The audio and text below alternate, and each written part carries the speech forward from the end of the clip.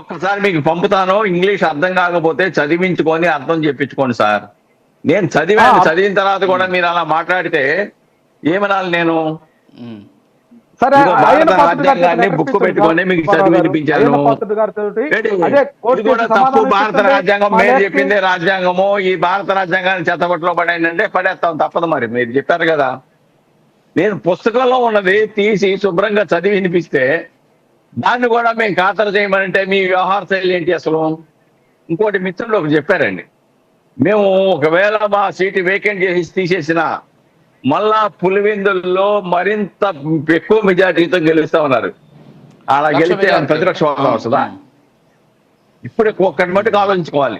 మేము అసెంబ్లీకి రామంటున్నారు, అసెంబ్లీ ఇచ్చేటువంటి సౌకర్యాలన్నీ ఎందుకు అనుభవిస్తా ఉన్నారు?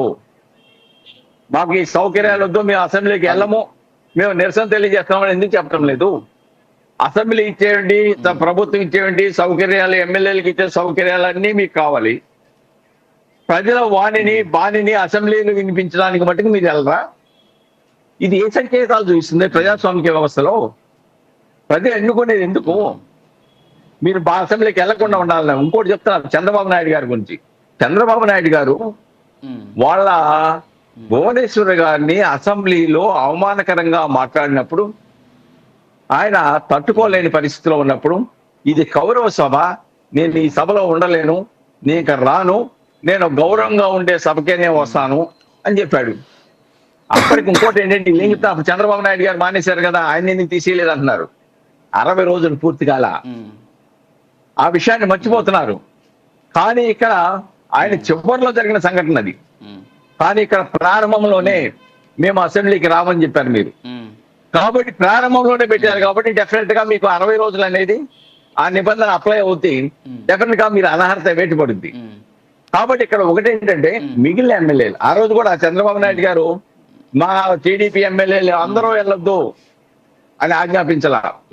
తను ఒక్కడే మానేస్తున్నాను, మా శాసనసభ్యులందరూ హాజరవుతారు, ప్రజా సమస్యల్ని శాసన సభలో ప్రతిధ్వనింపజేస్తారని చెప్పాడు. కాబట్టి ఇక్కడ జగన్మోహన్ రెడ్డి గారు చెప్తుందండి, నేను వెళ్ళను, మీ 10 మంది కూడా వెళ్ళొద్దు అని ఆదేశిస్తే రేపు వాళ్ళు వాళ్ళ నియోజకవర్గాలలో వాళ్ళ పరిస్థితి ఏంటి? వాళ్ళ ప్రజలు ఏ విధంగా చూస్తారు? మళ్ళా ఎన్నికల్లోకి వెళ్తే అసెంబ్లీ వెళ్ళిన వాళ్ళకి మీ కోటేసి ఎందుకు గెలిపిస్తామని అడగరా ప్రజలు? మా సమస్యలు ఏదో పరిష్కరిస్తామని మిమ్మల్ని ఓటేస్తే మీరు మానేశారని చెప్పారు. ఇంకోటి స్పీకర్ ప్రకటన అంటున్నారు. గత స్పీకర్ చూడండి, వీళ్ళు స్పీకర్లుగా మాట్లాడారు వీళ్ళు. ఆయన ఏకంగా పొలిటీషియన్ లా మాట్లాడాడు, అసభ్యకర పదార్థాలను వాడాడు ఆయన. మరి అది తప్పు కదా? అక్కడ నాకెందుకండి additional advocate general Ponnavolu Sudhakar గారు, సిఐడి అధిపతి చంద్రబాబు నాయుడు గారిని అరెస్ట్ చేసినప్పుడు ఆంధ్రప్రదేశ్ లోను, హైదరాబాద్ లోను, ఢిల్లీలో వెళ్ళి ప్రెస్ మీట్ పెట్టడం అది చట్టబద్ధత, రాజ్యాంగ పద్ధతి చెప్పమానండి. ఆ రోజున ఎందుకు తప్పని చెప్పలేదు?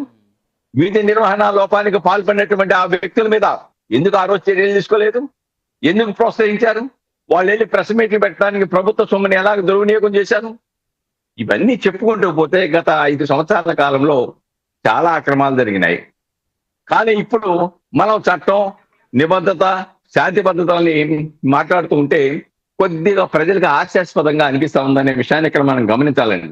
ఇంకోటి ఇక్కడ మనం గుర్తుంచుకోవాల్సింది, జగన్మోహన్ రెడ్డి గారు ఏంటంటే అది స్పీకర్లు ఇద్దరు కూడా, స్పీకరు డిప్యూటీ స్పీకర్ కూడా వాళ్ళ పట్ల గత ప్రభుత్వం వ్యవహరించిన తీరు, దాని వాళ్ళ ప్రతిఘటన చూసిన తర్వాత ఈరోజు వైఎస్ఆర్సీపీ వాళ్ళు వెళితే ఒకవేళ అయ్యన్న పాత్ర గారు ఉన్నా లేకపోతే రఘురామకృష్ణరాజు గారు ఉన్నా అధ్యక్ష అని పిలవాలి. ఎవరి మీదైతే అతి దారుణంగా వ్యవహరించి తిరిగి ప్రతిఘటన ఎదుర్కొన్నారో వాళ్ళ ముందు అధ్యక్ష అనే పిలవడానికి కొద్దిగా ఇబ్బందిగా ఉన్నట్టు కనపడతా ఉంది. కాబట్టి అదొక కారణమై ఉండొచ్చు. రెండోది, ప్రభుత్వం కూటమి ప్రభుత్వం వచ్చిన తర్వాత అనేక ఆరోపణలు చేసింది, వైట్ పేపర్స్ రిలీజ్ చేసింది. అది మద్యం అవ్వచ్చు, ఇసుక అవ్వచ్చు, మైన్స్ అవ్వచ్చు, లేకపోతే అసైన్ ల్యాండ్స్ అవ్వచ్చు, అనేకమైనటువంటి అంశాలు. కానీ వాటిని ప్రశ్నిస్తే అసెంబ్లీలో సమాధానం చెప్పడానికి ఏమన్నా ఇబ్బంది ఉందని చెప్పేసి మానేస్తున్నారని కూడా ప్రజలు ఆలోచిస్తా ఉన్నారు. మీ మీద చేశారు ఆరోపణలు, అవినీతిలో ఉన్నారని చెప్పారు ఆరోపణలు, జత్వానీ కేసులో మీ ఆఫీస్ నుంచి ఆదేశాలు వచ్చాయని చెప్తున్నారు. ఇలాగ అనేకమైనటువంటి వెలుగు చూస్తా ఉన్నాయి. ఆ వెలుగు చూసేటప్పుడు వాటికి ప్రతిఘటన అసెంబ్లీలోనే మీరు ఇవ్వాలి కదా. ఆ అసెంబ్లీలో రికార్డ్ అవుతుంది కదా మీ వాదన కూడా. లేదు, మేము అవినీతికి పాల్పడలేదు, మా మీద తప్పుడు ఆరోపణలు చేశారు, ఈ మాకు సంబంధించింది కాదు అని మీరు కూడా మీ వాదన వినిపించుకోవాలి కదా. దానికి వేదిక అసెంబ్లీయే కదా. బయట మాట్లాడితే అది రికార్డు ఉండదు, అసెంబ్లీ మాట్లాడితే తరతరాలుగా రికార్డు అక్కడ ఉంటుంది, మీ వాదన అక్కడ రికార్డ్ అవుద్ది. కాబట్టి ఇవన్నీ కూడా పక్కన పెట్టేసి నేను అసెంబ్లీకి వెళ్ళను, నాకు సమయం ఇవ్వరు. సమయం రాజ్యాంగ ప్రకారం నిబంధనల ప్రకారం ఇవ్వకపోతే మీ వాణిని మీ బాణిని అసెంబ్లీలో వినిపించండి. ఇదిగో ఈ నిబంధనల ప్రకారం ఈ రూల్ ప్రకారం నాకు సమయం ఇవ్వాలి, మీరు ఇవ్వటం లేదు. లేదంటే ఇదిగో రాజ్యాంగం ప్రకారం ఇదిగో మాకు హక్కు ఉంది, ఇదిగో అని చెప్పండి. అవన్నీ కూడా రికార్డ్ అయితే నిజంగా కనుక మీ వాస్తవ వాదన అయితే ఆ వాదనని ప్రభుత్వం అంగీకరించకపోతే డెఫినెట్ గా అది రికార్డెడ్ లో ఉంటది.